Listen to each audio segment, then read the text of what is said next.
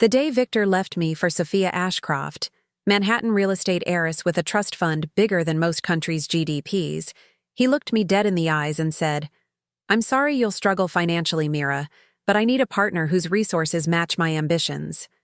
I still remember his Armani suit, the Rolex I'd gifted him for our 10th anniversary, and that insufferable smirk as he slid the divorce papers across our custom Italian marble countertop, all while having no idea that my family name, deliberately, kept from him throughout our marriage, controlled half the banking interests on the Eastern Seaboard, or that the modest inheritance I occasionally mentioned was actually a $2.4 billion fortune I'd been quietly managing since before we met. I'd love to know which corner of the globe you're watching from, and if this story speaks to you, make sure to subscribe. Tomorrow's video is one you absolutely can't miss. I wasn't supposed to be at our Soho penthouse that Tuesday afternoon. Victor thought I was at my little community art program, as he dismissively called the nonprofit arts initiative I'd founded 5 years earlier. The organization had become my passion after leaving my position as a financial analyst, a past Victor knew about, but never seemed interested in exploring beyond the surface. The migraine that had been threatening all morning finally descended, in full force, prompting me to cancel my afternoon meetings and head home for medication and darkness. That's when I found 2 champagne flutes on our bedroom nightstand and a woman's diamond bracelet half hidden under the pillow, my pillow, on our custom king bed. "Mrs. Hargrove, would you like me to prepare lunch?" Our housekeeper Elena's voice startled me from my shock. I turned, bracelet in hand. "Elena, has someone been here with Victor recently?" The discomfort on her face told me everything before she even spoke. "Miss Ashcroft has been visiting, yes, for several months now. Sophia Ashcroft, of course, the willowy blonde socialite whose family's real estate developments were featured in Architectural Digest with annoying regularity. Victor's firm had been designing their newest luxury residential tower, a project he'd mentioned with increasing frequency over the past year. "When was she here last?" I asked, my voice unnaturally calm. "Yesterday afternoon, Mrs. Hargrove." Elena's eyes dropped to the floor. "I'm sorry." I wasn't angry with Elena. Victor had likely sworn her to secrecy or, worse, threatened her position. "Thank you for being honest with me. Could you please take the rest of the day off? Paid, of course." Once alone, I methodically went through Victor's things. In his home office, hidden behind a false panel in his desk drawer, a hiding spot I'd known about for years, I found hotel receipts, dinner bills from restaurants we'd never visited together, and a small velvet box containing a pair of diamond earrings that I had never seen in my jewelry box. But what made my blood run cold was the folder labeled Exit Strategy. Inside were detailed notes about our finances, accounts I supposedly didn't know about, investment portfolios Victor had been quietly diverting funds into, and most alarmingly, documentation showing he'd leveraged our penthouse, purchased primarily with my money, for a business loan to invest in Ashcroft's newest development. According to his timeline, he'd planned to ask for a divorce in 3 weeks, after the Ashcroft deal was finalized and his firm's position was secured. I sat at his desk.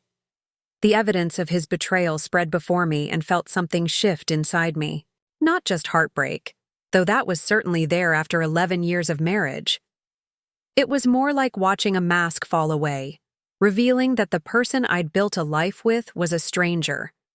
Calculating, mercenary, and breathtakingly arrogant. My phone buzzed with a text from Victor. "Working late again. Don't wait up." I almost laughed at the transparent lie. Instead, I took photos of everything in the folder, carefully returned it exactly as I'd found it, and made a call I'd hoped never to need. "Harrison and Wallace, how may I direct your call?" came the polished voice on the other end. "Julian Wallace, please. Tell him it's Mira Reynolds." I used my maiden name deliberately, a name that opened doors throughout the financial world, but that Victor had never heard. "Ms. Reynolds, one moment, please." Seconds later, Julian's familiar voice came on the line. Mira Reynolds, it's been, 11 years? Since my wedding. Yes. I take it this isn't a social call after all this time? I need your firm's best. Divorce attorney. Today. And Julian? I need absolute discretion. No connection to the Reynolds name. There was a pause. The prenup we prepared won't be necessary, I cut in. Victor doesn't know about the family or the trust. He thinks he's leaving me financially vulnerable. Julian's low whistle echoed through the phone. Oh, this is going to be interesting. I'll have Caroline Lynch at your disposal within the hour. Where would you like to meet? Not my home or office.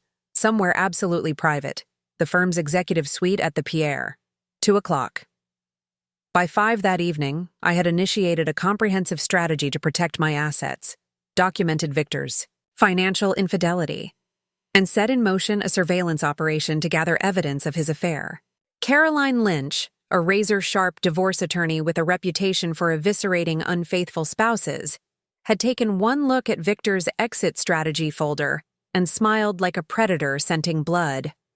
Let him think he's in control, she advised.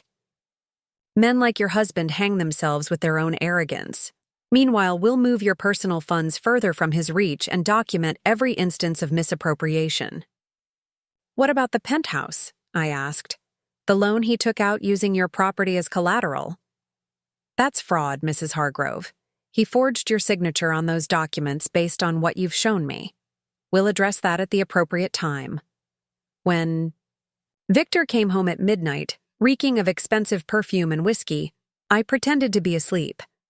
For the next 2 weeks, I maintained the facade of the oblivious wife, attending charity functions at his side, hosting a dinner party for his colleagues, even listening to his enthusiastic descriptions of the Ashcroft development as if I didn't know he was sleeping with the developer's daughter.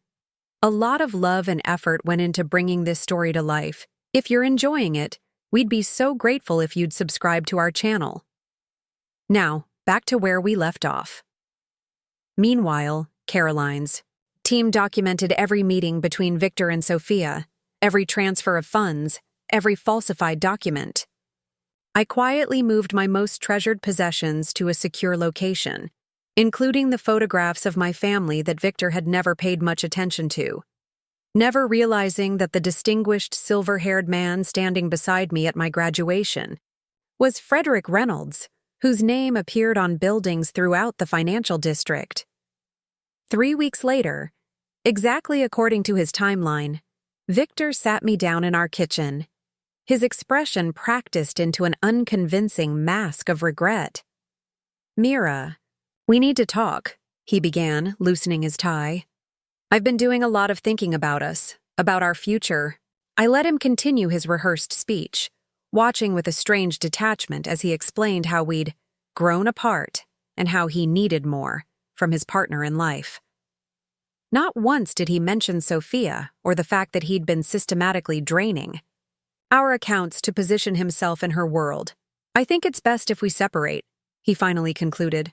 My lawyer has prepared everything. You can keep your art program, of course, and I'll ensure you're comfortable while you find your footing. He slid a folder across the counter. Not divorce papers yet, but a separation agreement that would leave me with a fraction of our marital assets while granting him control of everything else, including the penthouse. This seems very thorough, I remarked, flipping through the pages with deliberate casualness. How long have you been planning this, Victor? A flicker of unease crossed his face. It's not about planning. It's about recognizing when something isn't working anymore. Like, your secret accounts? Or the loan you took out against our penthouse without my knowledge? Or perhaps you mean your affair with Sophia Ashcroft isn't working anymore? The color drained from his face. You don't understand the complexity of the situation. Oh, I understand. Perfectly, I replied, closing the folder. You need Sophia's connections for your business, and I've served my purpose. What I don't understand is why you thought this elaborate deception was necessary. His expression hardened. Because I knew. You'd be emotional and irrational. This way is cleaner. I almost laughed at the irony.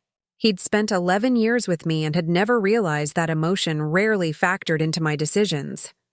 I won't sign this, I said, pushing the folder back toward him. My lawyer will be in touch with yours tomorrow.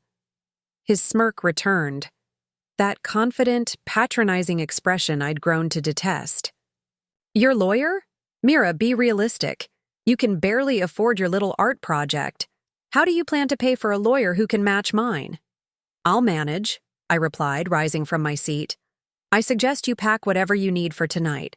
I'd prefer you not stay here anymore. Victor's laugh was dismissive. This is my home, and I'm not going anywhere. If anyone should leave, it's you. Where would you even go?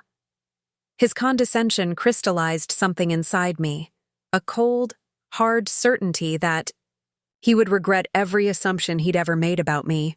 You have no idea who I am, do you, Victor? I said quietly. 11 years, and you never once looked beyond what you wanted to see. I know exactly who you are, he countered. A moderately talented artist from a middle-class family who got lucky when I married her. And now you're about to learn how the real world works when you don't have me to protect you. I reached for my phone and made a call, maintaining eye contact with Victor as it connected. Ms. Reynolds, answered the building's head of security immediately. How may I assist you? Victor's brow furrowed at the name and the deferential tone. Mr. Hargrove will be leaving the building tonight, I said calmly. Please ensure he takes only his personal belongings. Nothing else is to leave the premises without my explicit authorization. Of course, Ms. Reynolds. I'll send someone up immediately. As I ended the call, Victor stared at me as if seeing me for the first time. What the hell was that? And who is Reynolds? That's my name, Victor. My family name. The one you never bothered to learn about because you were too busy being impressed with yourself. A knock at the door interrupted his confusion. To security. Officers entered, their expressions professional but resolute.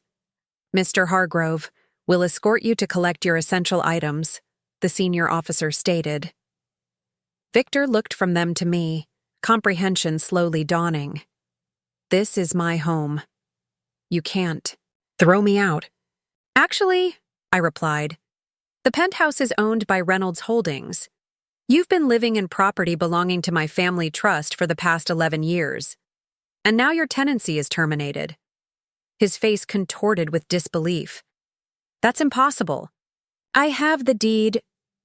You have a copy of a carefully constructed document that allowed you to believe what you wanted to believe. I corrected him. Check the property records if you don't believe me. Though I imagine you'll be too busy dealing with the fraud charges for that unauthorized loan. As the security team led a stunned Victor toward our bedroom to pack, I added one final thought. Give Sophia my regards. I'm sure she'll be thrilled to learn she's been sleeping with a man who has significantly fewer resources than he claimed, the foul. Door closed behind them, and I stood alone in the expansive living room, gazing out at the Manhattan skyline that had witnessed the unraveling of my marriage. Tomorrow would bring lawyers and accountants, media speculation, and family involvement. But tonight, I allowed myself one moment of pure, uncomplicated satisfaction. Victor had left me for a wealthy mistress, believing I would crumble without him. He had no idea that his world was the one about to collapse. The morning after Victor's unceremonious removal from our penthouse, I woke to the persistent buzz of my phone. 26 missed calls, 17 from Victor, 5 from his law firm, 3 from unknown numbers, and 1 from my brother James. I answered the last one first. Tucker, I wake you? James asked, his voice carrying that familiar blend of brotherly concern and Reynolds' business acumen. No, just ignoring the fallout, I replied, padding to the kitchen to make coffee. How did you hear that already? Victor showed up at the Reynolds building at 7 a.m., demanding to see our father. Security called me. The amusement in James's voice was unmistakable. Quite a scene from what I gather. He kept insisting there was some mistake, that he's married to Frederick Reynolds' daughter. I closed my eyes, imagining the spectacle. He never knew James. In 11 years, he never once questioned why I didn't talk about my family or why my modest inheritance supported our lifestyle. That's remarkably self-absorbed, even for the man you described at our occasional clandestine lunches. A pause. Father wants to know if you need anything. The question carried weight. In Reynolds family parlance, anything could mean legal resources, PR management, security details, or the subtle influence that 3 generations of banking connections could exert. Just the usual privacy protocols. I've already engaged Caroline. Lynch at Harrison and Wallace. Good choice. Ruthless. His tone shifted. Mira, why did you keep this from him for so long?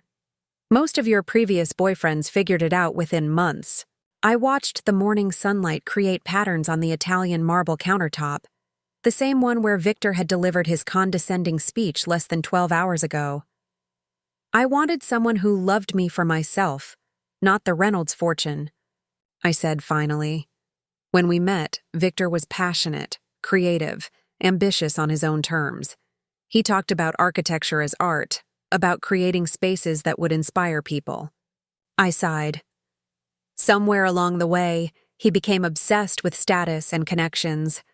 I kept waiting for the man I married to return. And instead he left you for an Ashcroft, James remarked. Ironic, considering the Reynolds Trust could buy the Ashcroft holdings several times over. The ultimate irony is that he thought he was trading up. After promising to join the family for dinner soon, my first appearance at the Reynolds estate in nearly a year, I ended the call and faced the barrage of messages from Victor. The texts progressed from confused, "What game are you playing?" to angry, "You've been lying to me for years," to calculating, "We need to talk about this situation like adults," and finally to desperate, "Please, Mira, just call me back." I deleted them all and stepped into the shower, letting hot water wash away the lingering sensation of his betrayal. My next call was to Caroline Lynch. "I was about to contact you," she said, her voice crisp and efficient. "Your husband has been quite busy this morning. His attorneys reached out attempting to schedule an emergency meeting. I assume you declined?" "With extreme prejudice," she confirmed. "Now that he's aware of your actual financial situation, he's frantically trying to reposition himself. His lawyer suggested they might be willing to reconsider the terms of their separation proposal." I nearly laughed. I imagine they would. "You should also know he attempted to access several of your joint accounts this morning. Thanks to the measures we implemented yesterday, those attempts were unsuccessful. A small satisfaction, but satisfaction nonetheless. What's our next move?" "We've filed for divorce citing adultery and financial misconduct.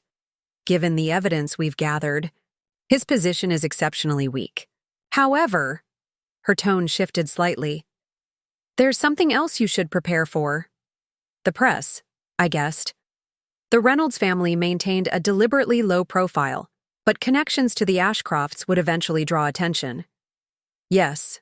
Once your family name enters the equation, this could become a media situation, particularly given the Ashcroft development project's high profile."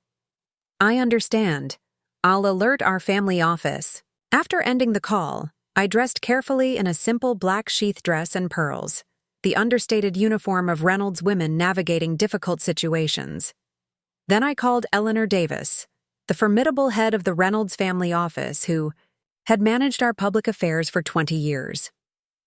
Eleanor's response was immediate and comprehensive. Within an hour, she had prepared a strategy for handling any potential media interest, secured statements from financial institutions to counter any claims Victor might make, and assigned a personal security detail to monitor my penthouse discreetly. The Ashcrofts have been informed through appropriate channels that a personal matter between Victor Hargrove and a member of the Reynolds family should not affect professional relationships between our institutions, Eleanor informed me, her precision as impeccable as always. "Was that necessary?" I asked, surprised at this preemptive move. Absolutely, she replied without hesitation.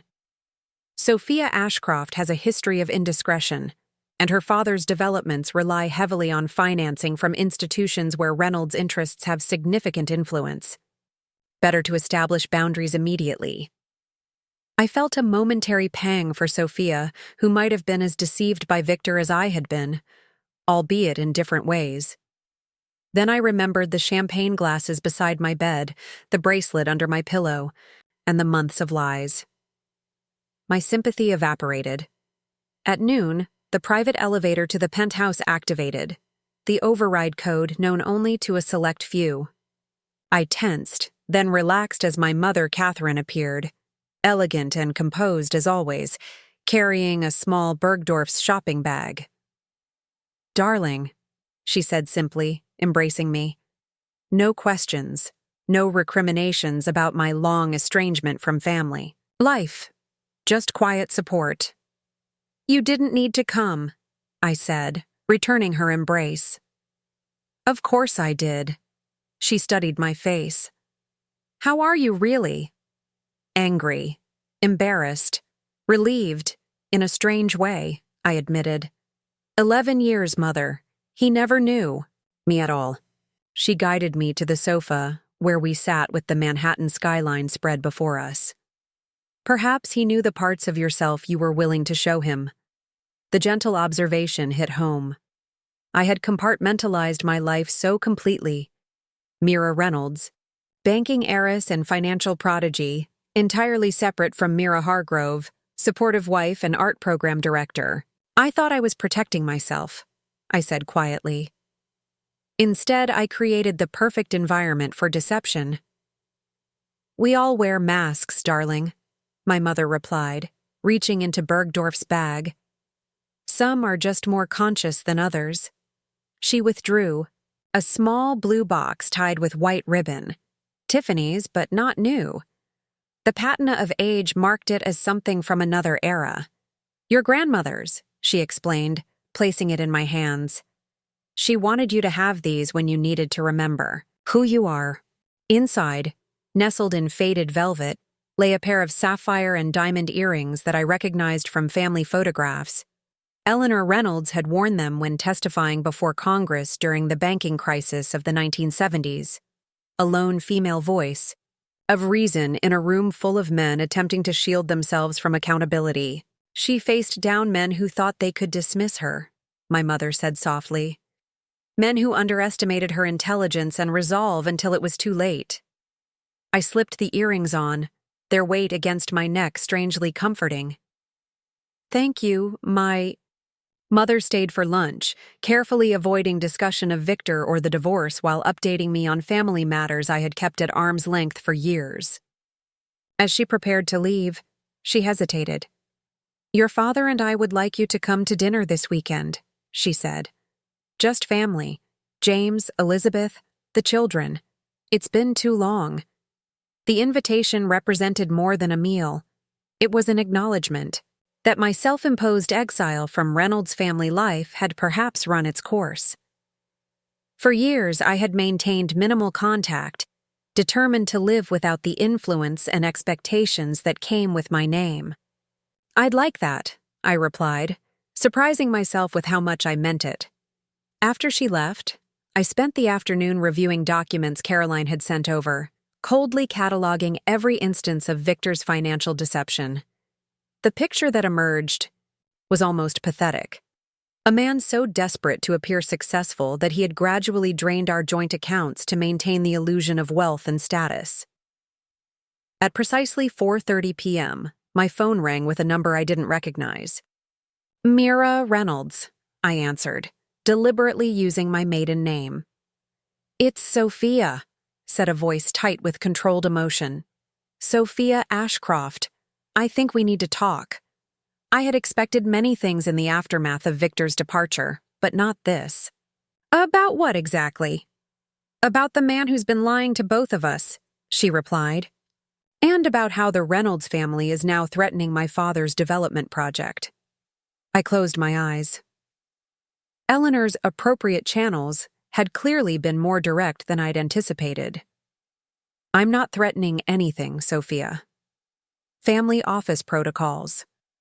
Activated without my specific direction. Then call them off, she demanded. This project is my first major development lead. I won't have it sabotaged because Victor Hargrove can't keep his personal life in order. Her directness surprised me. I had imagined Sophia as a vapid socialite, not a businesswoman fighting for her project. You're right, I said finally. This situation is between Victor and me. It shouldn't affect professional relationships. I'll speak to our family office. Her silence suggested surprise at my easy acquiescence. For what it's worth, I added, I don't believe Victor was honest with you either. About his finances, his position, perhaps even his divorce timeline.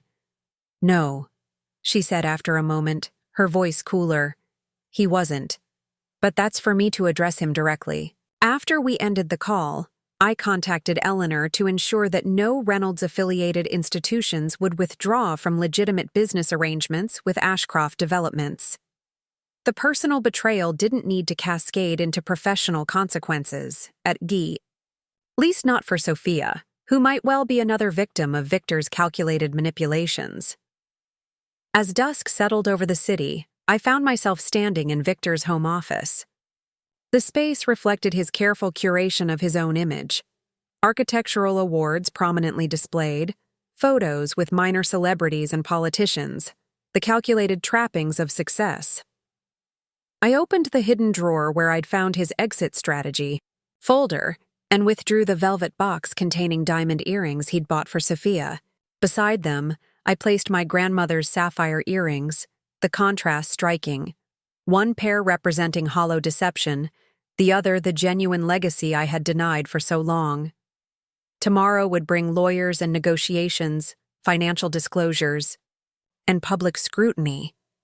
But tonight, in the growing darkness of the penthouse, I finally allowed myself to feel the full weight of the truth. In trying to escape my family name, I had created the perfect blind spot for a man like Victor to exploit. Irony was nearly perfect. I had feared being loved for my fortune, only to be left by a man who thought I had none. After ending the call, I returned to my closet inventory with renewed purpose. The final category, what I was willing to fight for, became crystal clear. Not the material trappings of our marriage, not even the penthouse itself, though it had been purchased primarily with my money. What I wanted was acknowledgement of the deception, of the calculation, of the years spent being subtly diminished by a man who had benefited from the very connections he'd encouraged me to downplay. I was halfway through boxing Victor's remaining belongings when my phone rang. Again. Unknown number. Ms. Reynolds? This is Thomas Bennett from the Wall Street Journal. My grip tightened on the phone. How did you get this number, Mr. Bennett? I have sources at Ashcroft Developments, he replied smoothly. I'm working on a story about the Reynolds family's involvement in the 6th Avenue project and the personal complications that have recently emerged. Would you care to comment? So it had begun. The public scrutiny I'd spent my adult life avoiding. No comment, I said firmly. And I suggest you verify your information carefully before publishing anything that might be construed as defamatory. Perhaps you'd prefer to meet off the record. I understand your position is quite different from how it's being characterized by certain parties. Certain parties? Your husband has been quite forthcoming about what he describes as deliberate deception regarding your family background. Victor had gone to the press.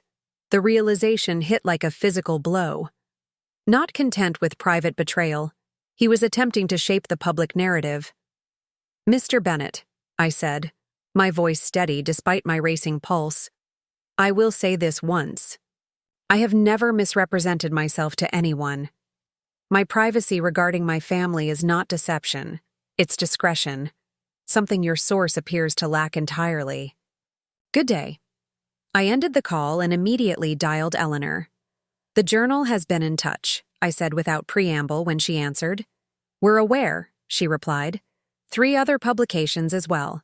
The standard protocols are in place. Victor is talking to them. Yes, unwisely. Her tone suggested this development, while inconvenient, was not unexpected. Our response team is monitoring all coverage. Legal is prepared to address any materially false statements. I don't want this played out in the business section, Eleanor. It won't be if we can help it, she assured me. But you should prepare for some attention. The Reynolds name combined with Ashcroft developments makes for irresistible financial gossip. After we hung up, I sank onto the bench in my closet, surrounded by the physical remnants of my marriage. The irony wasn't lost on me. I had maintained my privacy partly to avoid exactly this type of scrutiny, yet in doing so, had created the conditions for it to become a story worth pursuing. My phone buzzed again. A text from James. Heads up. Victor just arrived at the Capitol Grill with Thomas Bennett from WSJ. Security captured images if needed. The Reynolds surveillance network was comprehensive, especially when activated to protect family interests. I felt a mixture of gratitude and discomfort at its reach. Another text followed. This one from Sophia Ashcroft. Your ex is talking to the press, not with my approval or my father's. Just so you know. The unexpected alliance, or at least mutual, acknowledgement of Victor's manipulations was surprising. I typed back, "Thank you for the information." Her response came quickly. Self-preservation, not courtesy. My project can't afford Reynolds complications. Still want that coffee to clear. The air. I considered for a moment, then replied, tomorrow, 10 a.m., Le Pain Quotidien on Madison. Meeting with the woman my husband had left me for was unorthodox to say the least. But something told me Sophia Ashcroft might have insights about Victor. That could prove valuable. Besides, the narrative of feuding women served his purposes, not ours. I resumed packing Victor's things with renewed focus. By evening, all traces of him had been removed from the closet, his remaining possessions neatly boxed and labeled for collection. The space felt larger somehow, unburdened by his presence. In the bathroom, I systematically cleared out his grooming products, noting with grim amusement how many were significantly more expensive than mine. Victor had always been fastidious about his appearance, investing in premium brands that projected success. As I dropped his monogrammed toiletry bag into a box, something caught my eye. A small key taped to the bottom. I recognized it immediately, as belonging to our safe deposit box at First Manhattan Bank. A box I hadn't accessed in years, as Victor had insisted on managing our important documents. The next morning, before my scheduled meeting with Sophia, I visited First Manhattan Bank. The manager greeted me with the deference reserved for high-value clients. Mrs. Hargrove, how can we assist you today? I need to access my safe deposit box, I replied, presenting identification and the key. Of course, Mr. Hargrove visited just yesterday, but the account requires both signatures for removal of contents. My pulse quickened. He was here? Did he remove anything? No, ma'am. As I mentioned, both signatures are required. He seemed frustrated by that fact. Minutes later, I sat in a private room with the contents of our safe deposit box spread before me. Most items were as expected: property deeds, insurance policies, birth certificates. But underneath these legitimate documents lay something unexpected. A folder containing offshore account information in Victor's name alone, with statements showing regular deposits over the past 3 years. Money that had never appeared in our joint finances. Money that, based on the timing, had likely come from Ashcroft Developments. I photographed everything, then carefully returned the documents to the box. Victor's desperate attempt to access the safe deposit box made perfect sense now. He needed to remove evidence of funds he'd hidden from both me and, potentially, the IRS. As I left the bank, I felt a strange sense of calm. The pieces were falling into place, creating a clear picture of who Victor Hargrove really was, and what I needed to do next. Le Pain Quotidien on Madison Avenue was carefully chosen for my meeting with Sophia Ashcroft, public enough to discourage drama, yet quiet enough for a private conversation. I arrived early, selecting a corner table with a clear view of the entrance. At precisely 10 a.m., Sophia walked in. She was tall and striking, her blonde hair pulled back in an elegant chignon, wearing a crisp white shirt beneath a tailored charcoal suit that probably cost more than most people's monthly rent. I had seen her in photographs, of course, but in person, she carried herself with a confident poise that wasn't captured by cameras. Her eyes scanned the cafe until they found me. Recognition flickered across her face, not of me personally, but of what I represented. The Reynolds features were distinctive. I had my father's eyes and my grandmother's cheekbones, markers of a lineage that appeared regularly in financial publications. "Mira," she said, extending her hand as she reached the table. "Thank you for agreeing to meet." Her handshake was firm, businesslike, not the gesture of a vapid socialite, but of a woman accustomed to boardrooms. "Sophia," I acknowledged, gesturing, "to the chair across from me." I must admit, this is an unusual situation. A small, tight smile crossed her face as she sat down. Unprecedented in my experience. I've never had coffee with the wife of a man I've been seeing. Soon-to-be ex-wife, I corrected mildly. Yes, well. She signaled to the server and ordered an espresso. I requested a pot of Earl Grey. When we were alone again, she leaned forward slightly. "I want to be clear about something. Had I known Victor was still actively married, I never would have become involved with him. He told you we were separated?" "Legally separated for over a year," she confirmed. "With divorce proceedings well underway, he claimed you were dragging your feet on the final agreement." The calculated nature of Victor's deception continued to unfold. That was a lie. Obviously. Her gaze was direct, assessing. Just as his implications about his firm's financial standing were significantly exaggerated. Our drinks arrived, creating a momentary pause in the conversation. I took the opportunity to study her more carefully. Behind her composed exterior, I detected genuine anger, not directed at me, but at the situation we found ourselves in. "What exactly did Victor tell you about me?" I asked after the server departed. Sophia added a precise half packet of sugar to her espresso. "That you were a former financial analyst who'd left the industry to run an arts program. That you'd grown increasingly disconnected from his professional ambitions. And that your modest family background made you uncomfortable with the social circles his career required." I couldn't help the laugh that escaped me. Modest family background, that's creative. Indeed. She stirred her espresso with deliberate movements. Imagine my surprise when I discovered he'd been misrepresenting not only his marital status, but also the fact that his wife is Mirabelle Reynolds. "I don't use that name professionally," I said. "No, but it's hardly a state secret. A simple Google search would have revealed it." She took a sip of her espresso, which I finally did after noticing certain inconsistencies in Victor's stories. "When was this?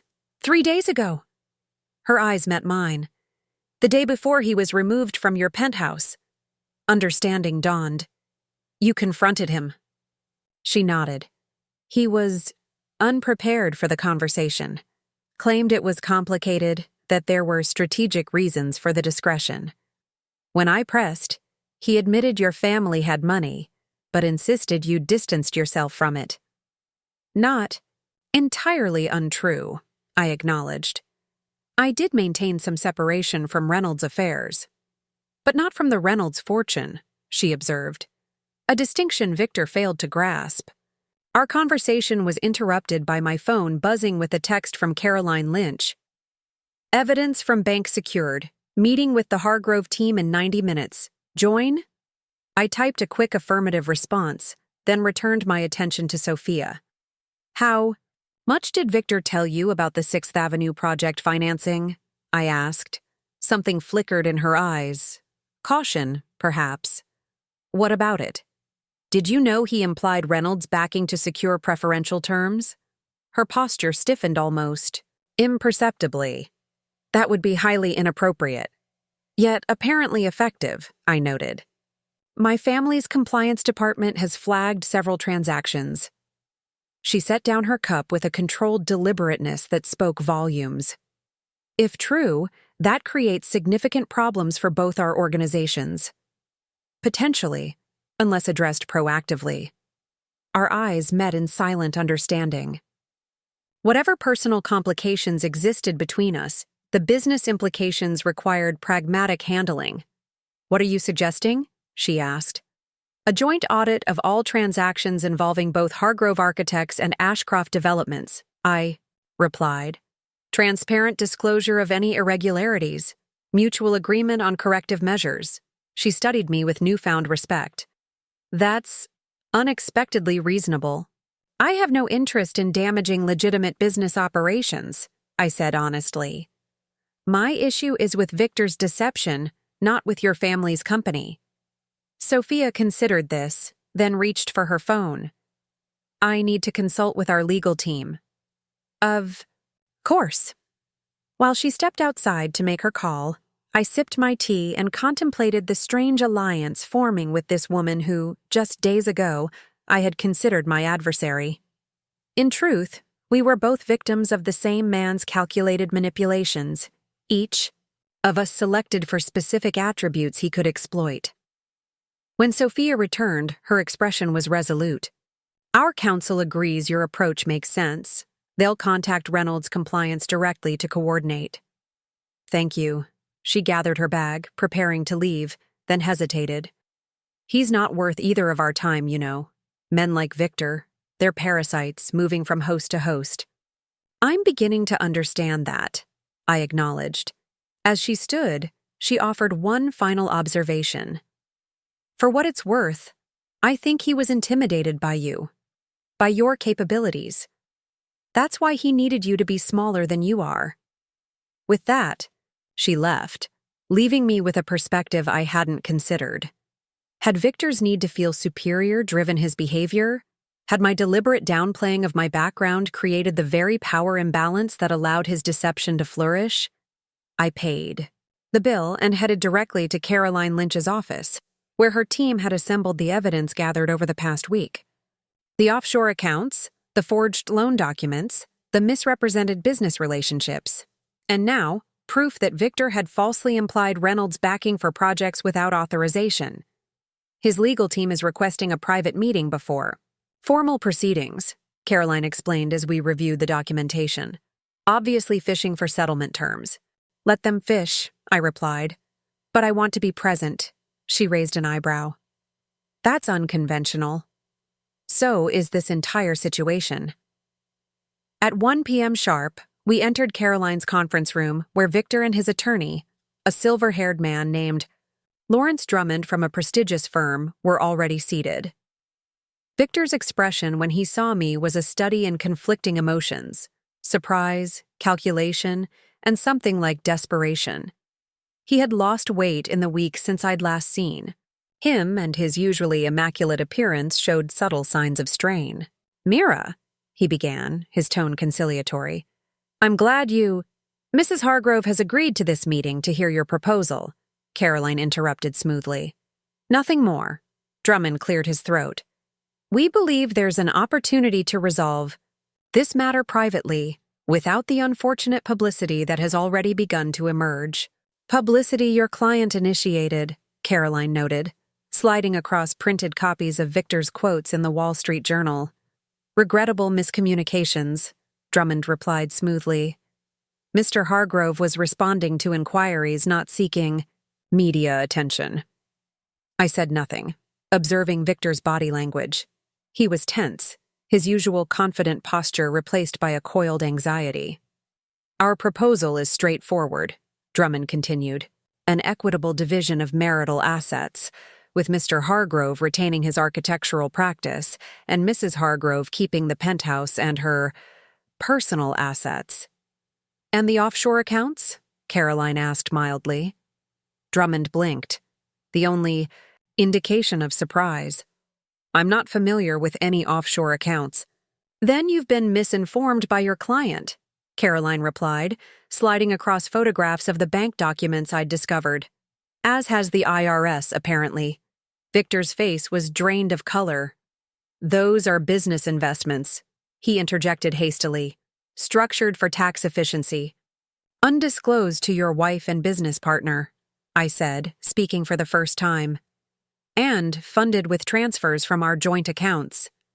His eyes met mine, and I saw the moment he realized the depth of his predicament. Mira, please, we can discuss this reasonably. Like you discussed your relationship with Sophia Ashcroft? I asked quietly. Or your implications of Reynolds backing for your projects?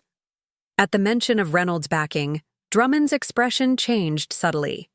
As an experienced attorney in financial circles, he would immediately recognize the implications. Perhaps we should take a brief recess, he suggested, shooting Victor a warning glance. No need, I replied. I'll make this simple. Full disclosure of all financial activity during our marriage. Complete separation of business interests. Public retraction of any statements suggesting I was deceptive about my background. Those are my terms. Victor leaned forward. Be reasonable, Mira. You know what public disclosure would mean for my firm. I'm being extremely reasonable, I countered. I could pursue fraud charges for the forged loan documents, or inform the IRS about the undeclared offshore income. Instead, I'm offering a clean break. His expression hardened. This is about punishment. No, Victor. It's about consequences. I stood, gathering my belongings. Caroline has the documentation. Your team can review it and respond formally. As I turned to leave, Victor called after me. You hid your family from me for years. How is that different from what I did? I paused at the door. Privacy isn't deception. Victor, I never used your name to gain advantage. I never forged your signature. I never took what wasn't mine. I met his gaze steadily. That's the difference. Walking out of that conference room, I felt a shift within myself, a reclaiming, of power I had voluntarily set aside years ago. Not the power that came with the Reynolds name or fortune, but something more fundamental. The clarity of seeing a situation exactly as it was, without self-deception or compromise. For the first time since discovering Victor's betrayal, I felt not just anger or hurt, but genuine resolution. The man I had married no longer held power over my self-perception. His approval or disapproval had become irrelevant.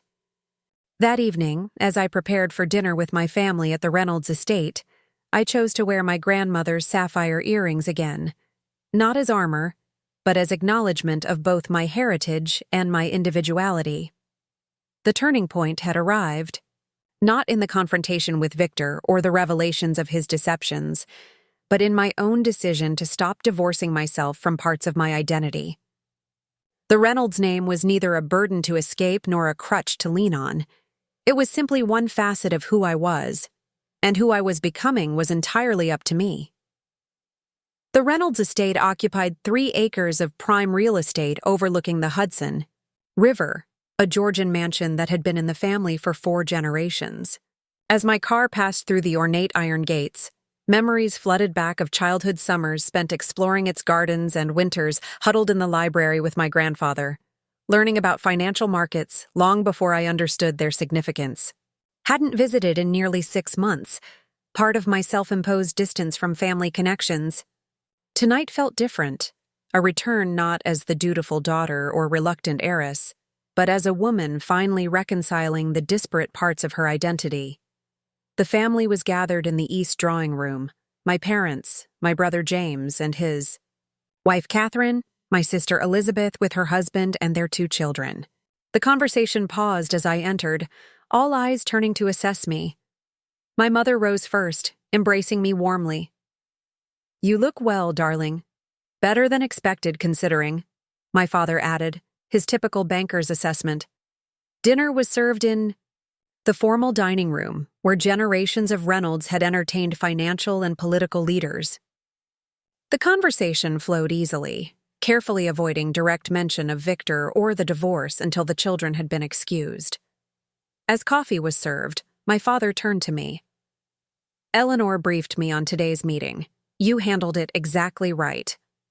"Thank you," I replied, slightly surprised by his approval. Frederick Reynolds was not known for effusive praise. "Hargrove's attorney contacted our legal department an hour ago," James added. "They're suddenly very eager to discuss settlement terms." "I imagine the offshore accounts were a nasty surprise," Elizabeth remarked, her legal mind always attuned to tactical advantages. "Along with the fraudulent loan applications," my father noted. "The man appears to have developed quite a portfolio of questionable activities." "What's your objective here, Mirabelle?" my mother asked, her gaze direct and assessing. "Beyond the obvious legal resolution." It was the question I'd been contemplating since leaving Caroline's office. What did I actually want from this situation? "Clean separation," I replied after a moment.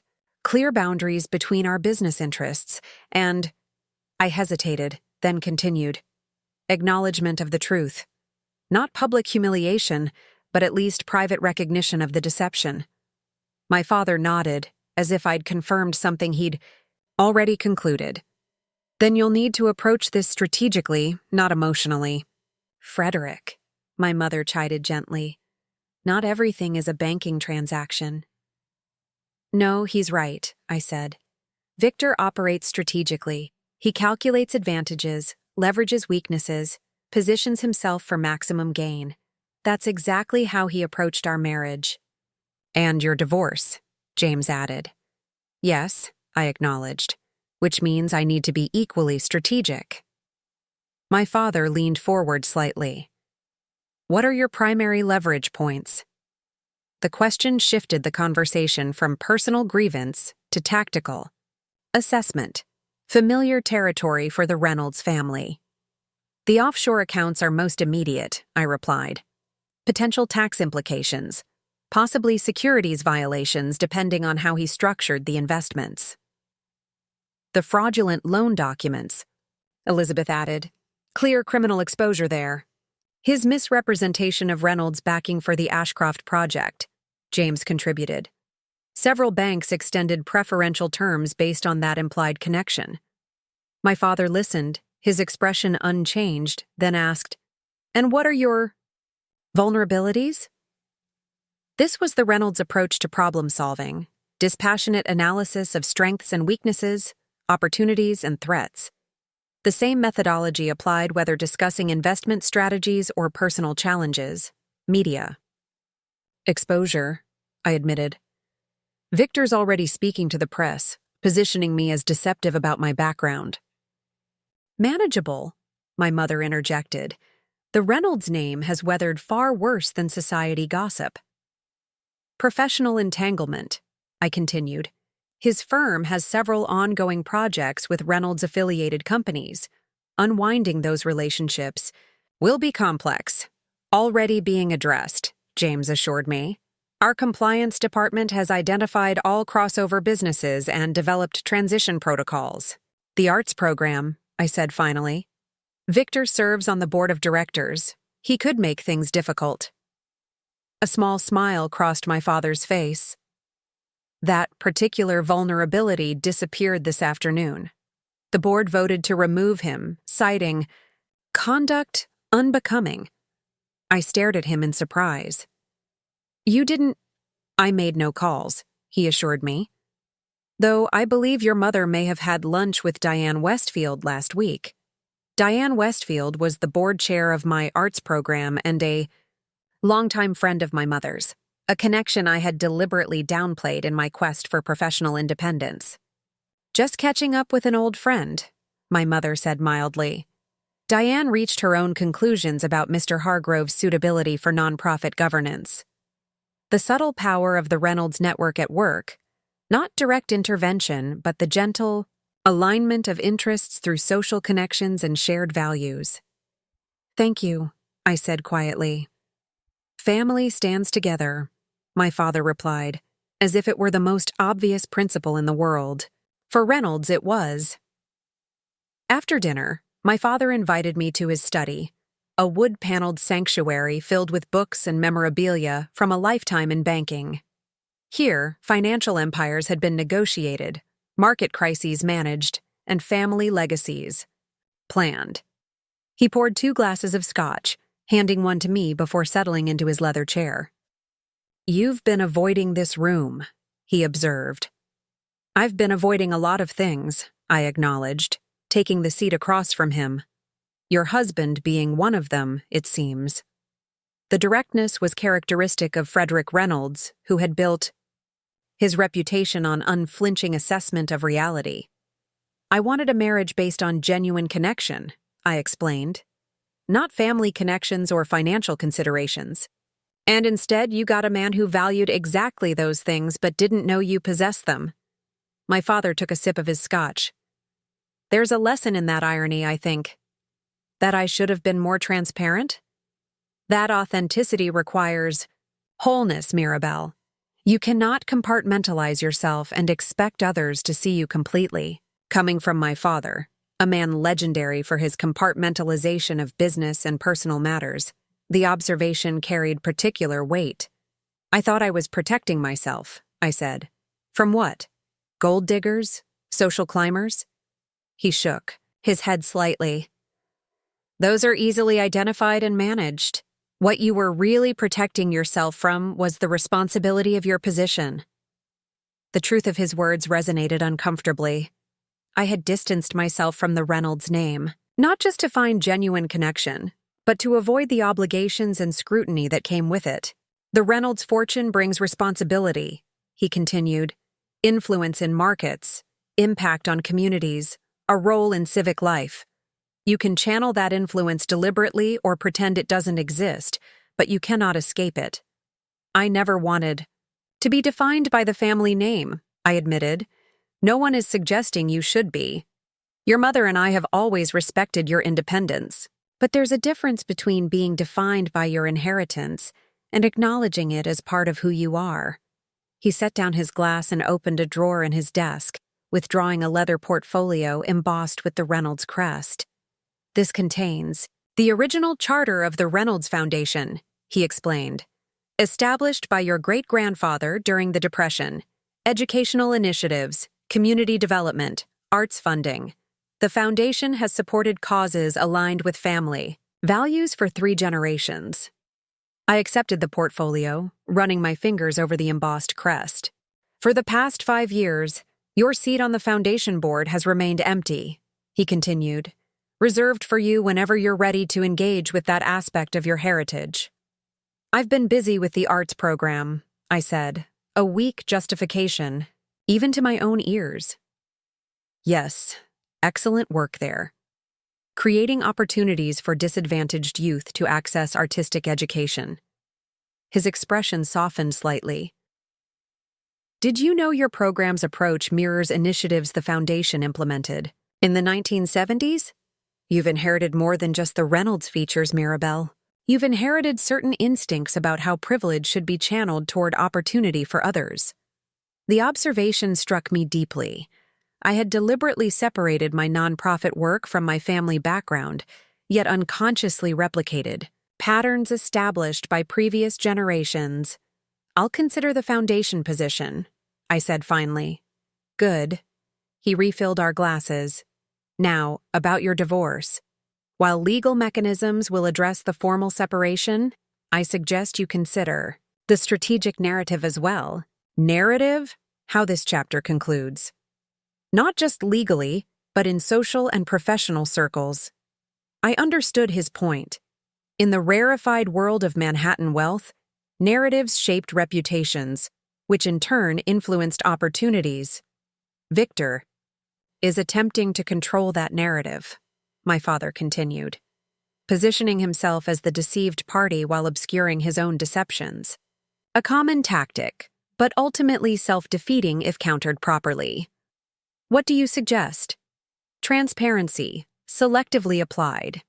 Not public melodrama or reputation destruction, but strategic disclosure to key individuals whose opinion shapes wider perception. He handed me a handwritten list of names. Influential figures in finance, architecture, philanthropy. People whose judgment would matter to Victor's future prospects. A conversation with each, he suggested. Not accusation, just factual correction of misrepresentations. Let Victor's actions speak for themselves without embellishment. It was elegant in its simplicity. Not vindictive exposure, but targeted clarification that would quietly recalibrate Victor's carefully constructed image among those whose opinion he valued most. I'll consider it, I said, tucking the list into my purse. As I prepared to leave, my father handed me a small USB drive. Your grandfather's contingency protocols, he explained. He developed them for family members facing various crises: health issues, market collapse, reputation challenges. Section 4 addresses marital dissolution when significant assets are involved. I accepted the drive with a mix of amusement and gratitude. Trust my grandfather to have prepared a strategic playbook for divorce decades before it became relevant. Believed in preparation, my father added, reading my expression. And in the family taking care of its own. Driving back to the city that night, I felt a clarity that had eluded me since discovering Victor's betrayal.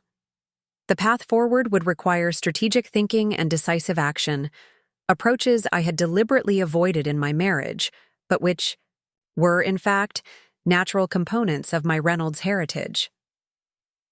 The next morning, I scheduled appointments with my financial advisors, Caroline Lynch and Eleanor Davis. It was time to develop a comprehensive plan that would secure my interests while allowing me to emerge from this chapter ready to engage with life on new terms. Terms that integrated all aspects of who I was, not just the carefully edited version I had presented to the world. Victor had left me for what he perceived as greater wealth and connection. Now he would face the consequences of that choice, not through vindictive retribution, but through the methodical application of truth and accountability. The Reynolds Way. The next morning, I woke up with purpose. The path forward was clear.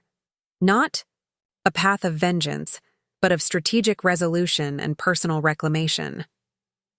Victor had spent years carefully constructing his professional persona, leveraging our marriage and, unknowingly, my family connections to build his architectural practice.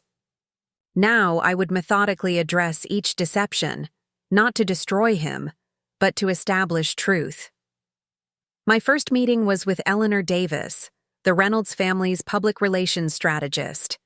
At 62, Eleanor had managed media coverage through market crashes, political scandals, and the occasional family crisis with a calm precision that made her legendary in Manhattan circles. We have 3 distinct PR challenges, she began, tapping her tablet screen. First, Victor's narrative about your alleged deception regarding your background. Second, the business implications of his misrepresentation of Reynolds' backing. Third, the social positioning once the divorce becomes public knowledge. The first is personal, the second professional, and the third reputational, I observed. Eleanor nodded approvingly. Precisely. Different audiences, different approaches required. What do you recommend? For the personal narrative, a limited statement addressing factual inaccuracies without emotional exposition. For the business implications, a formal disclosure, through proper channels, regulatory filings, notices to affected institutions. For the social positioning, she paused, considering. Selective re-engagement with key philanthropic interests where your absence has been noted. You make it sound like a military campaign, I said with a small smile. All reputation management is strategic warfare, Mira. The only question is whether you're fighting defensively or offensively. She adjusted her glasses. I prefer offensive. Positioning. Seize the narrative rather than responding to it. Eleanor presented a carefully constructed schedule of appearances, statements, and meetings, designed to establish my narrative without appearing reactionary. The approach was subtle but comprehensive, reshaping perception through systematic engagement rather than dramatic pronouncements.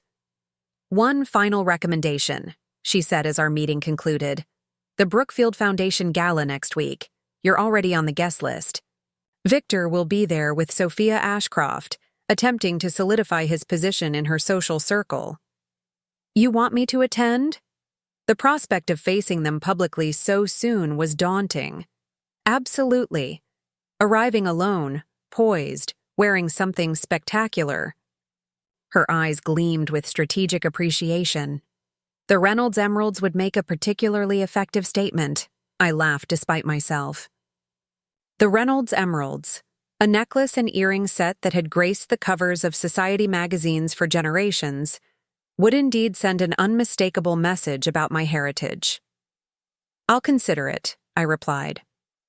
My next meeting was with Caroline Lynch, who had received an updated settlement proposal from Victor's legal team. "They're desperate to avoid formal discovery," she explained, sliding the document across her desk. "This offer is significantly improved from their initial position." I reviewed the terms with a banker's eye. Victor was now proposing an even division of marital assets, withdrawal of any claims against the penthouse, and a complete separation of business interests. "What's missing?" I asked, knowing there had to be a catch. "Acknowledgement of the offshore accounts," Caroline replied, "and a mutual non-disclosure agreement that would prevent either party from discussing the other's conduct during the marriage." "He wants to bury the evidence of financial impropriety," I concluded, "while preserving his ability to shape the narrative about your separation," she confirmed. "Classic protective maneuver." I considered the proposal, weighing its advantages against its omissions. Counter with full disclosure of all financial activities during the marriage, including the offshore accounts, in exchange for discretion regarding personal matters. Caroline's eyes gleamed with approval. Drawing the line between financial transparency and personal privacy. Clever approach. "I have no interest in public character assassination," I explained. "But I won't enable financial deception." After Caroline, I met with the board of my arts program, where I formally disclosed my family background for the first time. The revelation was met with a mixture of surprise and understanding. I separated my work here from my family name to ensure the program's mission remained central. I explained to the assembled directors. Recent events have made continued separation impractical. Diana Westfield, the board chair and my mother's friend, spoke for the group. "Your family's philanthropic legacy only enhances our mission, Mira. We're grateful for your leadership, regardless of your last name."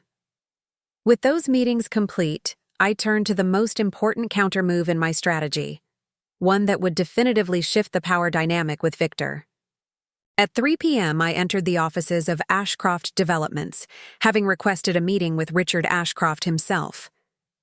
Sophia had arranged it, surprising me with her continued willingness to cooperate in addressing the situation Victor had created.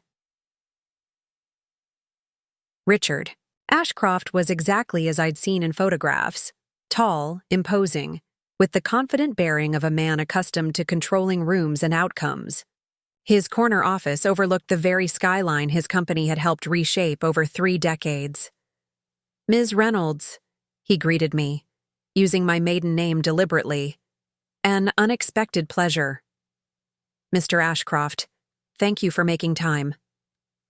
Sophia was present, as well, seated to her father's right, her expression professionally neutral despite the unusual circumstances. "My daughter explains we have a situation requiring discreet resolution," Ashcroft began, getting directly to the point. "Yes," I confirmed, "one that affects both our families' interests." I presented a concise overview of Victor's misrepresentations regarding Reynolds' backing for the 6th Avenue project, supported by documentation from our compliance department. "Troubling, if accurate," Ashcroft remarked, examining the evidence. "Though not entirely surprising, Mr. Hargrove has always struck me as ambitious. That's one word for it," Sophia murmured. The Reynolds institutions have no desire to disrupt legitimate business arrangements, I continued. But proper disclosure and restructuring will be necessary. Ashcroft nodded, his expression calculating. What are you proposing? A joint audit of all transactions involving Hargrove Architects, conducted by independent reviewers. Transparent disclosure of findings to relevant parties. Restructuring of financing arrangements to remove any implied Reynolds connection. And Hargrove's continued involvement with our projects? He asked, cutting to his primary concern. That's entirely your decision, I replied. The Reynolds position relates solely to financial transparency, not personal choices. Ashcroft leaned back, studying me with newfound respect. You're very much your father's daughter, despite your efforts to establish an independent identity. The observation might once have bothered me. Now I accept it as simple truth. I'll need to consult with our board, he continued. But your approach seems reasonable. Sophia will coordinate with your team on next steps. As the meeting concluded, Ashcroft asked the question that had clearly been on his mind throughout. Did Victor know? About your family connection? No, I admitted. That was my choice, not his deception. Interesting.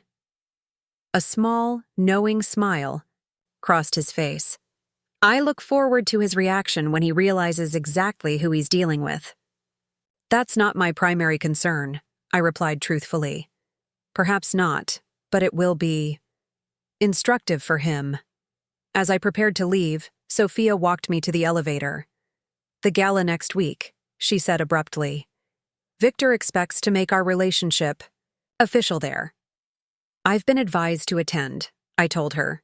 She nodded, unsurprised. Wear something unforgettable. He should understand exactly what he discarded. The elevator doors closed between us, leaving me to reflect on this unexpected alliance with a woman who, by conventional narrative, should have been my enemy. Instead, we shared a common goal, holding accountable a man who had deceived us both. That evening I called the Reynolds family jeweler and arranged for the emerald set to be delivered from the vault. If I was going to reclaim my public identity, I would do so definitively. The following day brought the next phase of my counteroffensive.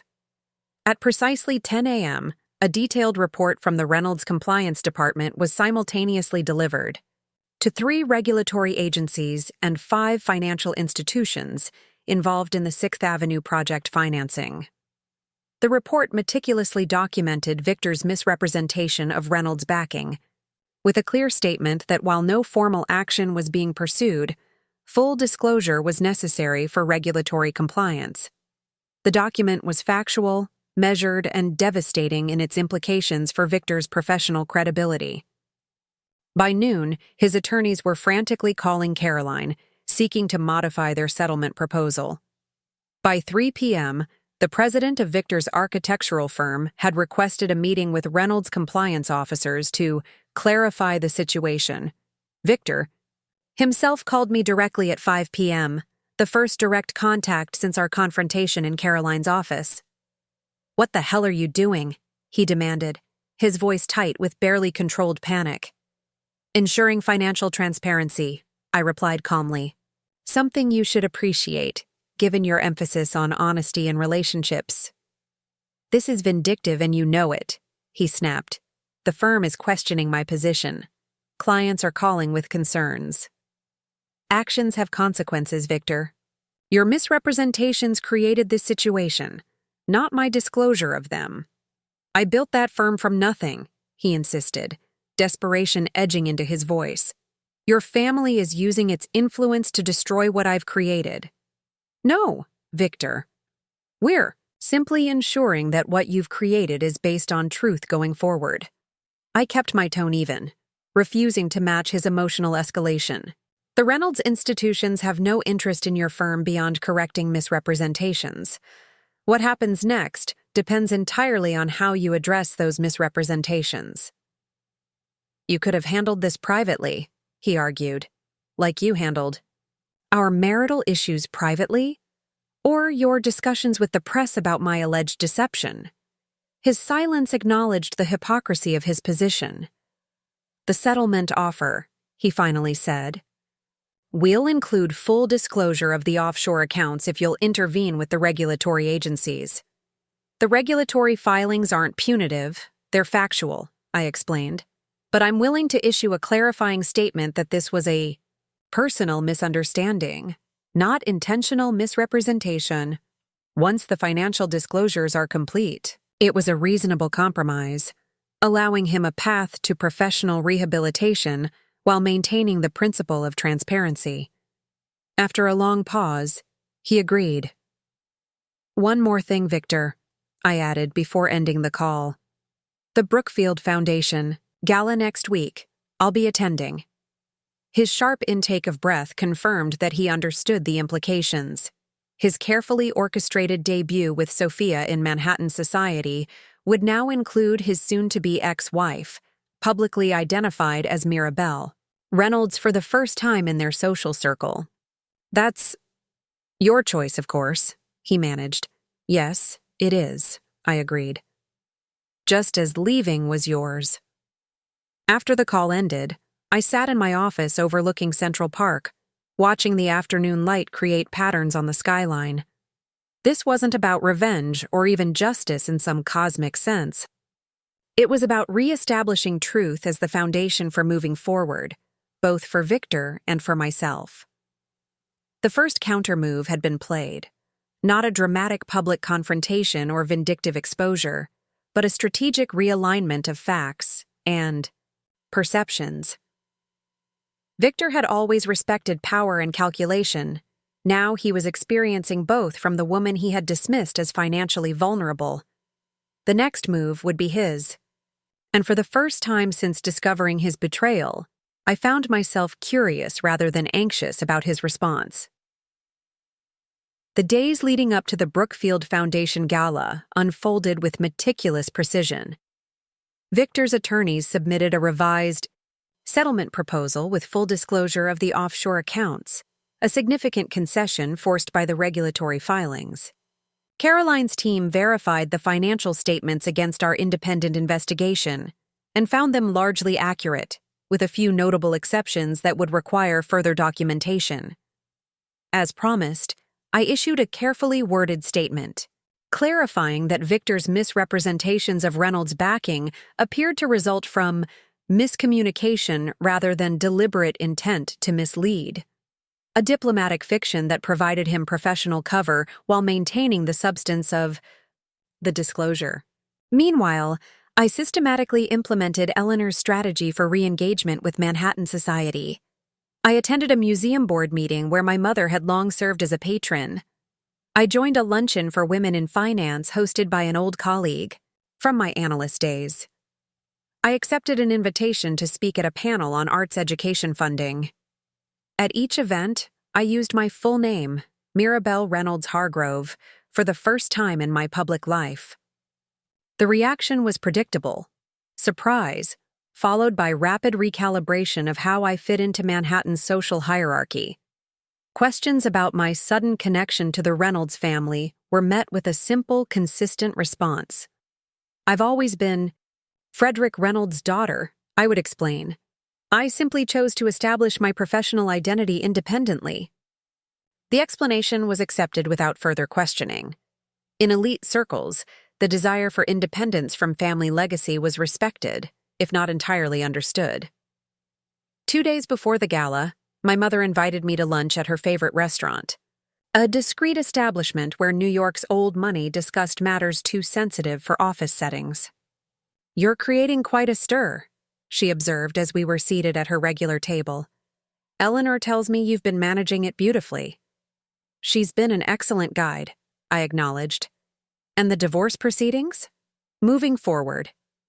Victor's latest proposal is almost reasonable." "Almost?" she inquired, arching a perfectly shaped eyebrow. "He's still attempting to shield himself from the financial consequences of his actions," I explained. "But we're making progress." My mother studied me over her menu. "You seem different, Mira, more centered." "I feel different," I admitted. "Clearer about who I am and what I want." And what do you want? Beyond the resolution of this unfortunate chapter, the question made me pause. What did I want for my life after Victor? For years, my identity had been partially defined by my marriage, my careful separation from the Reynolds name, my focus on the arts program. I want integration, I said finally, not compartmentalization. I want to bring together the various aspects of myself, my financial acumen, my passion for arts education, my family heritage, into a cohesive whole. My mother nodded, something like pride glimmering in her eyes. You know, I went through something similar in my early 30s. Not a divorce, but a reckoning with identity. The challenge of being Catherine Reynolds, not just Frederick's wife or the children's mother. This was new information. My mother had always seemed perfectly content with her role in the family and society. What did you do? I asked. I established the Women's Healthcare Initiative through the Reynolds Foundation, she replied. It was mine entirely, my vision, my leadership, my legacy within the larger Reynolds philanthropy. I had always known about the initiative, which had funded women's health clinics in underserved communities for decades, but had never connected it to my mother's personal journey. It became my space to integrate my social position, my intellectual interests, and my values, she continued, neither separate from my identity as a Reynolds, nor defined solely by it. The parallel to my own situation was striking. I haven't considered the foundation, I admitted. Perhaps it's time. Your seat has remained vacant long enough. She reached across the table and squeezed my hand. Consider the possibilities of what you might create there, with the full weight of the Reynolds resources behind your vision. Was a compelling invitation, a way to honor my heritage while defining my individual contribution within it. I'll speak with Father after the gala, I promised.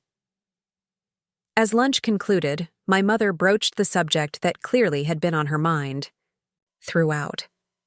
About tomorrow night. Eleanor mentioned the emeralds. Is that inappropriate? I asked, suddenly uncertain. A small smile played at the corners of her mouth. On the contrary, they've been waiting for an occasion worthy of their significance. She reached into her purse and withdrew a small velvet pouch. These, however, might complete the effect. Inside the pouch was a pair of diamond and emerald clips designed to be worn in the hair, companion pieces to the necklace and earrings I'd already arranged to have delivered. Grandmother's hair ornaments, I breathed, recognizing them from family photographs. Eleanor Reynolds had worn them to a White House dinner in 1962, where she had famously advised President Kennedy on banking regulations while her husband discussed golf. She wore them whenever she needed to make a statement without saying a word, my mother explained. They seemed appropriate for your current circumstances. The gesture moved me deeply. Not just the loan of precious family jewels, but the tacit support they represented. The Reynolds women standing together across generations. That evening, I met with Diana Westfield from my arts program to discuss a potential collaboration with the Reynolds Foundation, the first step toward the integration I had described to my mother. The Foundation's educational initiatives align perfectly with our program's mission, Diana observed as we reviewed potential synergies. With their funding and our operational expertise, we could expand to 5 additional neighborhoods within a year, while maintaining our focus on artistic education as a path to broader academic engagement, I agreed. This connection to the Reynolds Foundation, Diana ventured carefully. It's relatively new, isn't it? I smiled at her diplomatic phrasing. The connection has always existed. I'm simply acknowledging it publicly now. Because of the divorce situation? Partly, I admitted. But it's more about personal evolution, recognizing that compartmentalizing aspects of my identity was ultimately self-limiting. Diana nodded thoughtfully. I've always admired your commitment to establishing the program's reputation on its merits, not family connections. But I admit, the Foundation's resources would transform what we can accomplish. As we continued our planning, I felt a growing sense of purpose that transcended the immediate concerns of my divorce. Victor's betrayal had forced a reckoning, but the path forward was increasingly about possibilities rather than grievances. The morning of the gala, I awoke to news that dramatically shifted the landscape of my negotiations with Victor. The New York Times business section featured an article about financial irregularities at Hargrove Architects, fallout from the regulatory filings that had revealed Victor's misrepresentations. According to the article, the firm's board had placed Victor on administrative leave pending a full investigation of client relationships and financing arrangements. Unnamed sources suggested he might be asked to resign his partnership position. My phone rang almost immediately, Caroline Lynch calling with the latest development. Victor's attorneys are requesting an emergency meeting, she informed me. Apparently, his position at the firm is in serious jeopardy. The Times article? Just the beginning. The firm's largest clients are demanding reassurance about their projects. The board is in crisis meetings. Victor is desperate. The word hung between us, a stark assessment of how quickly his professional standing had unraveled. What are they offering? I asked. Full capitulation on all settlement terms, complete financial disclosure, public statement acknowledging his misrepresentations, even assuming responsibility for all legal costs. In exchange for your intervention with the firm's board, a statement from you that his actions were misguided but not malicious. Essentially, your public forgiveness. I considered the request carefully. Victor had built his career over decades. It represented his identity much as my arts program represented mine. Whatever his personal failings and deceptions, the complete destruction of his professional life had never been my objective. I'll speak with the board chairman, I decided. Not to excuse his actions, but to provide context that might allow for rehabilitation rather than termination. The rest of the settlement terms are acceptable. Caroline's tone conveyed approval. Gracious but measured. I'll communicate your position. Hours later, after a carefully worded conversation with the chairman of Hargrove Architects, I received confirmation that the settlement agreement had been signed by all parties. Victor would face professional consequences for his actions, but would retain a position within the firm he had helped build, albeit with reduced authority and enhanced oversight. It was a resolution that balanced accountability with opportunity for redemption, one that satisfied my sense of justice without veering into vindictiveness. As evening approached, I prepared for the Brookfield Foundation Gala with methodical attention to detail. My dress, a custom emerald green gown from a designer known for understated elegance, had been selected weeks ago for an event I had originally planned to attend with Victor. Now it would serve a different purpose entirely. The Reynolds emeralds arrived by secure courier, accompanied by a handwritten note from my grandmother, who now lived primarily at the family estate in Connecticut. Wear these as a reminder of who you are and what you represent. With love and confidence, E.R. As my stylist helped arrange my hair, incorporating my grandmother's diamond and emerald clips, I studied my reflection in the mirror. The woman looking back at me was neither the carefully separated arts program director nor the private banking heiress, but a fully integrated version of both. Mirabelle Reynolds Hargrove, embracing all facets of her identity without apology or concealment. The car arrived precisely on schedule. A Reynolds family driver I recognized from childhood, dispatched by Eleanor Davis with characteristic attention to detail. Every aspect of my arrival at the gala had been choreographed for maximum impact without appearing calculated. "You look magnificent, Ms. Reynolds," the driver commented as he held the door. "Thank you, Edward," I replied, using his name deliberately. "It's been quite some time." "Indeed it has, miss. The family is pleased to have you back in the fold, if I may say so." His simple statement captured the essence of my transformation. Not a rejection of independence, but a reconnection with foundations too long denied. As the car pulled away from the curb, I touched the emeralds at my throat, feeling their weight and history. Tonight would mark not just my public debut as Mirabelle Reynolds, but my emergence as a woman who had reclaimed her complete identity, personal, professional, and familial. Victor had left me believing I would struggle without him, only to discover I possessed resources beyond his imagination. But the true revelation wasn't about wealth or social position. It was about the power that comes from wholeness, from integrating all aspects of oneself, rather than compartmentalizing them for others' comfort. That was the lesson I would carry forward, long after the divorce was finalized, and Victor became a chapter in my past, rather than a defining element of my present. The car approached the gala venue, where photographers lined the entrance capturing arrivals of Manhattan's elite. Victor would be inside with Sophia, expecting to cement his new relationship in the social circles he had always coveted.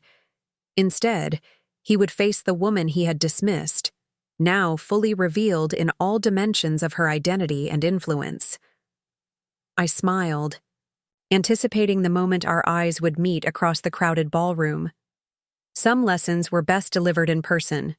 The Brookfield Foundation Gala represented the pinnacle of Manhattan's spring social season, an event where old money, new wealth, political influence, and cultural prestige converged in carefully orchestrated displays of philanthropy and power. Invitations were coveted, seating charts scrutinized, and appearances meticulously planned for maximum impact. As my car pulled up to the venue, a historic building whose grand ballroom had hosted similar gatherings for generations, I took a deep breath, centering myself for what would undoubtedly be a defining moment in the narrative of my separation from Victor. "Ms. Reynolds," the doorman greeted me, using my maiden name without prompting.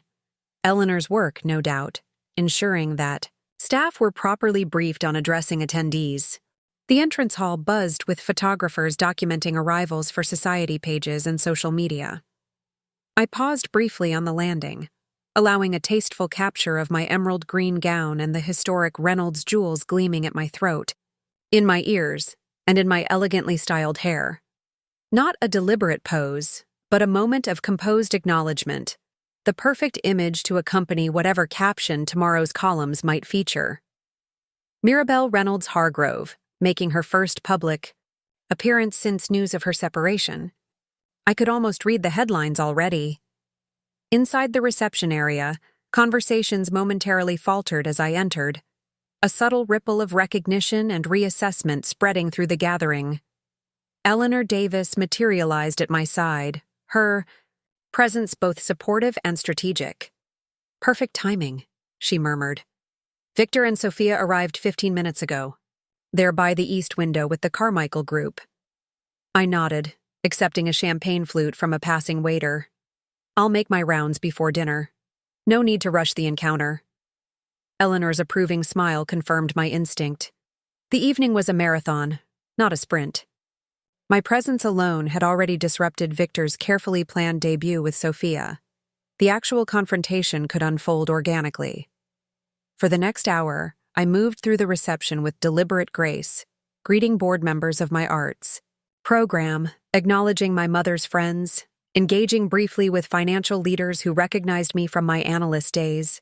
Each interaction reinforced my position not as Victor's discarded wife, but as Mirabelle Reynolds in her own right, connected, respected, and entirely comfortable in this environment he had always coveted. I felt his gaze before I saw him, that distinct sensation of being watched with particular intensity. Turning slightly, I caught Victor's stunned expression from across the room, his attention fixed on the emeralds at my throat, pieces he had never seen before, from a collection whose existence he had never suspected. Beside him, Sophia Ashcroft followed his gaze, her lips curving in what appeared to be private amusement at his obvious discomfort. Our eyes met briefly, and she offered an almost imperceptible nod of acknowledgement. The dinner chime sounded, interrupting the moment. Guests began moving toward the ballroom, where tables had been arranged according to intricate calculations of donation levels, social standing, and strategic networking opportunities. My place card sat at the Reynolds Foundation table, a prominent position near the stage where my father, as a major benefactor of the Brookfield Foundation, would be acknowledged during the evening's program. Victor, I knew from Eleanor's intelligence, had been seated with the Ashcrofts at a table of significant but lesser prominence. As I took my seat, James leaned over with brotherly candor. Victor looks like he's seen a ghost, or rather several. Million ghosts, each wearing an emerald. Mature, James, I chided, though I couldn't help a small smile. This isn't about intimidation. Of course not, he agreed, his tone suggesting exactly the opposite. The family jewels were a purely practical accessory choice. Before I could respond, the Brookfield Foundation chairwoman approached our table, greeting my father warmly before turning to me. Mirabelle, how wonderful to see you here tonight. We've missed your presence at these gatherings. Thank you, Margaret. I'm looking forward to becoming more involved again. Her smile widened. Excellent. We have several initiatives that would benefit tremendously from your perspective. Perhaps we could discuss them at next month's committee meeting? The invitation represented more than a courtesy. It was an acknowledgement of my position in this world, independent of my marriage or even my family name. I'd be delighted, I replied.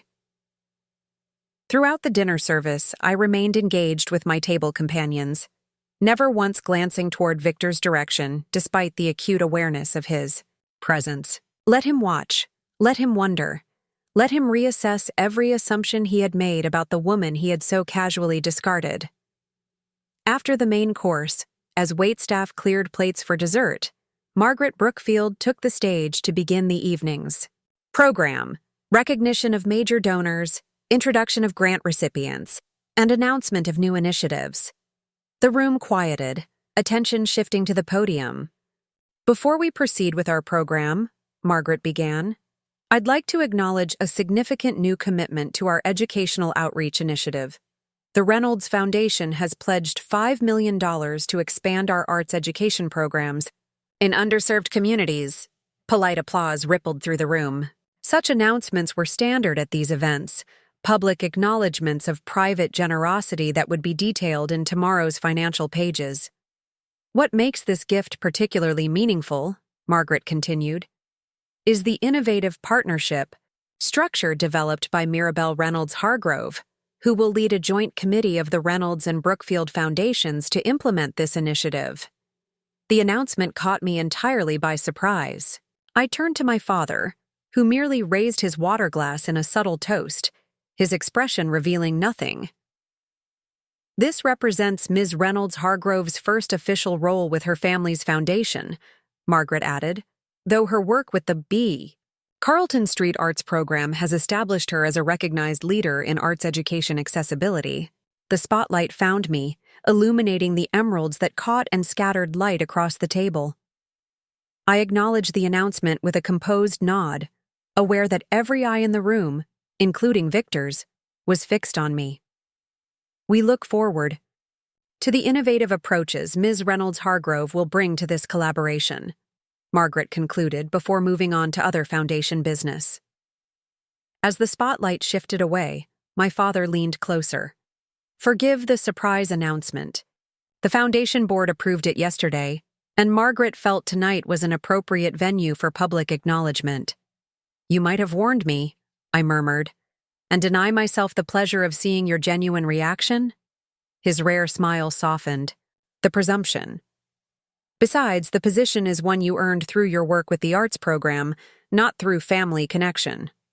The distinction was important, acknowledgement that my independence had created genuine value, not separation from family resources. Thank you, I said simply.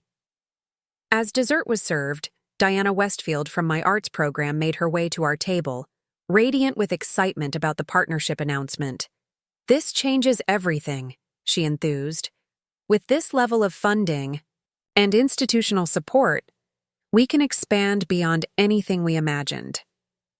We'll need to develop a strategic implementation plan, I replied, automatically shifting into the professional mode I'd cultivated independent of my Reynolds identity.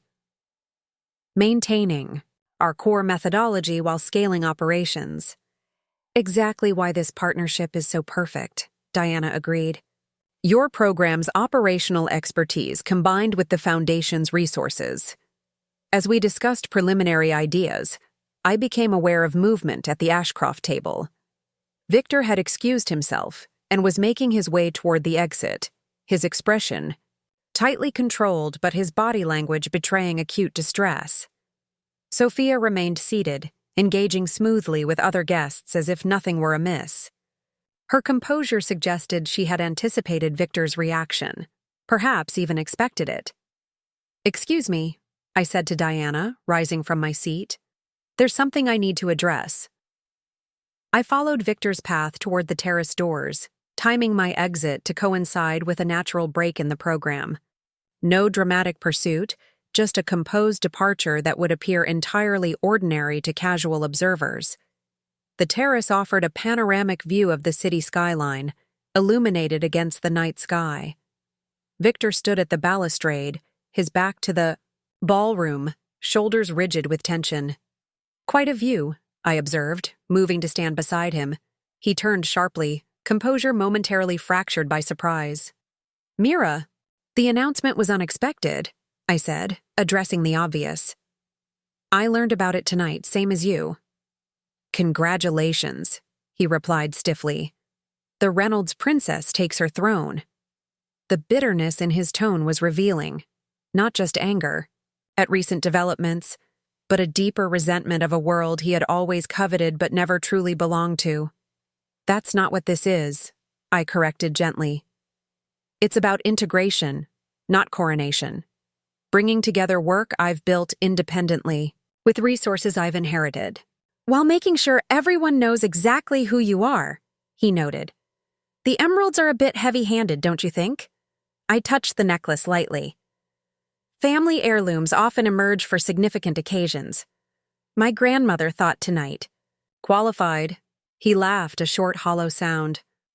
"Your grandmother, of course, another Reynolds matriarch I never met. That was my choice, Victor, not yours. I kept those worlds separate. Yes, your precious independence." His gaze hardened. "Tell me, was any of it real? Our life together? Or was I just an experiment in normal living for the banking heiress?" The question struck deeper than I'd expected, touching on doubts I'd been examining myself. "It was real," I said after a moment, "but incomplete. I compartmentalized parts of myself, and you never questioned the gaps. What does that say about how well we truly knew each other?" He had no answer for that, turning back to the skyline. Instead, we stood in silence, the sounds of the gala fading into background ambiance. "The settlement agreement," he finally said. "Your intervention with the board. Thank you for that. It wasn't about vengeance, Victor. It was about truth and accountability. And tonight? This public display? This is about reclaiming my complete identity," I explained. "Not just for you to see, but for myself to acknowledge." He nodded slowly, a reluctant understanding crossing his features. "You've certainly made your point. I underestimated you, catastrophically." "Not me," I corrected. "Just my net worth. There's a difference." My phone vibrated with a text. Glancing down, I saw a message from Sophia. "Damage control at table 12. Your presence is requested." "I should return," I said, showing him the screen. A wry smile twisted his lips. "Even Sophia. I thought I was trading up, leveraging an opportunity. Instead, you discovered we're both women with our own identities, resources, and boundaries." I finished for him. Perhaps that's the most valuable lesson in all of this. As I turned to leave, he called after me. "The emeralds. They suit you. Mirabelle Reynolds." It was the first time he had ever used my full name, an acknowledgement, however belated, of the woman I truly was. "Good night, Victor," I replied, stepping back into the light and music of the ballroom, leaving him alone with the skyline and his reflections. Inside, Sophia awaited at a quiet corner near the dessert table. "Crisis managed," she reported. "My father was asking questions about Victor's sudden departure. Is he concerned? About the project? No. About his daughter's judgment of partners? Absolutely." She smiled ruefully. "The professional relationship between Ashcroft Developments and Hargrove Architects will continue. The personal relationship between Victor and myself, however, has reached its natural conclusion." I raised an eyebrow, surprised by this development. "Because of tonight?" "Because of everything," she clarified. "Victor sought me out for what I represented: wealth, connection, opportunity. When reality failed to match his expectations," she shrugged elegantly, "let's just say I have no interest in being another woman he underestimates." As the evening drew to a close, I found myself at the center of a small gathering of Foundation board members, arts program supporters, and financial leaders, a natural convergence of the worlds I had previously kept separate. The conversation flowed easily from philanthropic strategies to investment approaches to educational methodologies. For the first time, I participated fully as myself, not just the arts program director or the banker's daughter, but the complete, integrated Mirabelle Reynolds Hargrove. The emeralds at my throat caught the light as I spoke, no longer symbols of confrontation, but emblems of a heritage finally acknowledged and embraced. The evening's true leverage point hadn't been the public revelation of my wealth or the Foundation announcement, but this moment of personal integration, the power that comes from wholeness rather than fragmentation. Victor had left me for what he perceived as greater wealth and connection, only to discover that I possessed both in measures he had never imagined. But the true revelation wasn't about financial resources, it was about the strength that comes from embracing one's complete identity, without compromise or compartmentalization. That was the leverage that would propel me forward, long after Victor had faded into the background of my story. 1 year later, I stood in my office at the Reynolds Foundation, reviewing architectural renderings for the new Arts Education Center in Brooklyn. The building would serve as the flagship for our expanded program, the first tangible manifestation of the partnership announced at the Brookfield Gala a year earlier. The irony wasn't lost on me that Hargrove Architects had submitted one of the bids for the project. Victor's firm, though not Victor himself. He had relocated to Chicago 6 months after our divorce was finalized, accepting a position with a Midwestern firm where his talents could be appreciated without the shadow of recent controversies. I had declined his firm's proposal for the Arts Center, not out of lingering resentment, but because their design simply wasn't the best fit for our mission. That ability to make decisions based on merit rather than emotion marked how far I'd come since that morning in our kitchen when he'd announced he was leaving me for Sophia Ashcroft. My assistant knocked lightly on the door. "Your 3 o'clock is here, Ms. Reynolds." I had reverted to my maiden name after the divorce, not to reject the years I'd spent as Mira Hargrove, but to fully embrace my identity going forward. "Send them in, please," I replied, gathering the various proposals. Scattered across my desk, Sophia Ashcroft entered, impeccably dressed in a tailored pantsuit, a portfolio tucked under her arm. Our unlikely alliance had evolved into a productive professional relationship over the past year. After ending her brief relationship with Victor, she had focused on establishing herself independently within her family's company, developing a specialty in sustainable urban development. "The Riverside project is ready for the next phase," she announced without preamble, her direct approach unchanged by our history. "The Reynolds Foundation's investment has secured the affordable housing component, and Ashcroft Developments is prepared to break ground in September." We spent the next hour reviewing timelines, community impact assessments, and financing structures. The Riverside project represented a new model of development, luxury units subsidizing affordable housing with integrated arts and educational facilities throughout the complex. Your father must be pleased with the progress, I observed as we concluded our meeting. Sophia smiled, a genuine expression that had become more frequent as she established her own professional identity. He's learning to trust my vision. Having the Reynolds Foundation as a partner certainly helped validate the approach. The foundation invests in promising innovations, I replied. The leadership appreciates substance over family connections. We both recognized the subtle reference to Victor's approach, his attempt to leverage connections rather than create genuine value. As Sophia gathered her materials, she paused. I ran into Victor in Chicago last month. He asked about you. Did he? I kept my tone neutral, curious rather than concerned. He seems humbled, building a smaller practice, focusing on community projects rather than prestige commissions. She studied my reaction. He mentioned that watching you integrate your work with your family legacy inspired him to reconsider his own priorities. I absorbed this information thoughtfully. I hope he finds what he's looking for. I think he finally understands what he lost, Sophia added. Not the wealth or connections, but the partnership with someone who saw beyond appearances. After she left, I walked to the window overlooking Central Park, considering how profoundly my life had changed in the past year.